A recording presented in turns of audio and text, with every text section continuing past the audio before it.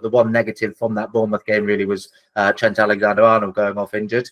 What do we know about the severity? Are we still waiting to hear how long he might miss? Yeah, so my understanding is he underwent a scan yesterday. We're not really quite sure of the results yet. I guess we're probably unlikely to hear anything on that until Arne Slot does his press conference, which should be tomorrow ahead of the Spurs game. And I think some of the initial reporting was quite optimistic around it. It's not a really bad blow, but I would still, with it being clearly a muscle issue, I'd be really, really surprised if we saw him on Thursday. The hope is that maybe it's a week, 2 weeks, something like that, just a small layoff. And if that's the case, then, no huge worries around that, because Joe Gomez is back now. Obviously, Conor Bradley is an option at right back and a fantastic one as well. So Liverpool are pretty well stocked, really. And so you only hope it's a short one, just because you want that full complement of players. But I'm pretty sure Liverpool could cope for a couple of weeks without Trent Alexander-Arnold, as ridiculously good as he is. Yeah, I was going to say, it feels crazy to say that, because he's arguably probably the best player in his position in the world. And it doesn't feel like it's going to be an injury that could derail Liverpool's season at all.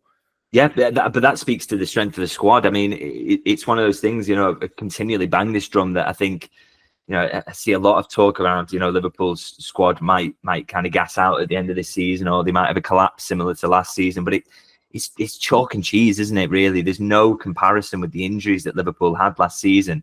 I've never seen an injury crisis like that in my many years covering Liverpool. This year, I don't think I've seen a season like it in terms of availability. It's absolutely crazy, really, how they just seem to have a fully fit squad coming into February, or minus Trent, which we don't think is too bad of an injury. I can't really remember that ever happening. So, when this squad is fully fit, it for me is easily the best in the Premier League. I mean, 6 top class attacking options, great options in midfield as well. All across the back line, 2 right backs, 2 left backs. 4 centre halves, 2 great goalkeepers as well. The strength and depth is ridiculous to the point that, as you say, I think Trent missing the Spurs game, you're not worrying about it, you're not fretting about it, because the guy who comes in is Conor Bradley, and he's an absolutely fantastic young footballer. So they've got real strength and depth, and every time they do get one of these little injury niggles, you're not too concerned, because they will show that depth. And there's also positives to come out of it, because we might have to get used to playing without Trent. So this is another bit of chance. Conor Bradley's had plenty of first team experience already, but another chance for him to go in some big games coming up and get that bit more experience, and maybe prove that he can be first choice right back next season should Trent leave. Yeah, I think there's a real claim to that, because I think, if Trent were to leave, and that's still very much up in the air at the moment, but I think if Liverpool were to buy a right back, for me, it should be someone who would maybe be the backup right back, and with Conor Bradley, you put full faith in him to be the guy, the go-to on that right-hand side, because he isn't Trent Alexander-Arnold.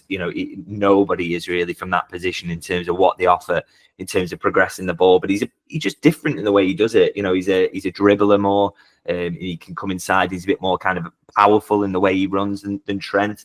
So he gets there in a different way, and he's probably never going to be as creative, but he is also defensively probably better. So it's kind of, it's just a balance, isn't it, in terms of what he offers.